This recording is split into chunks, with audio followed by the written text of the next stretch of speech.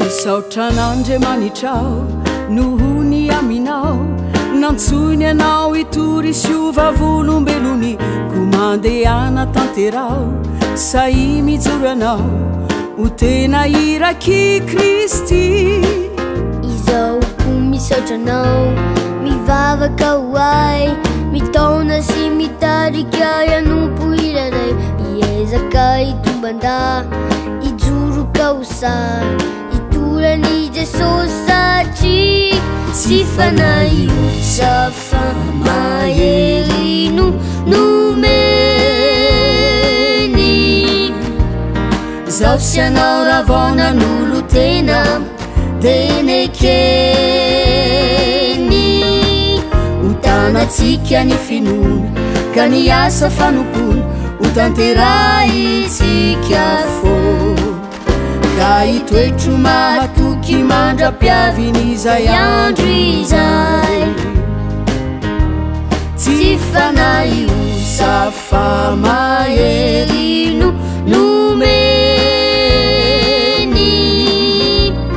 zaho sy anao ravaonan'olo tena denekeny ho tanatsika ny finomy ka ny asa fanompony ho tanterahitsika fô ka itoetro mahatoky mandra-piavin'izay andro izay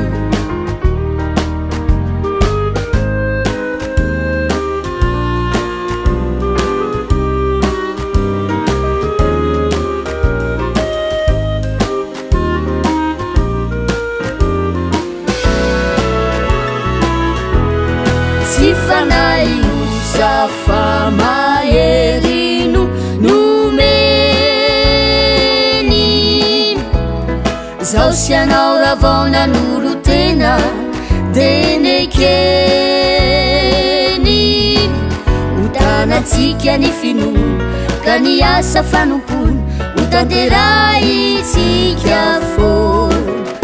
ka itoetro mahatoky mandra-piavin'izay andro izay ho tanatsika ny finomy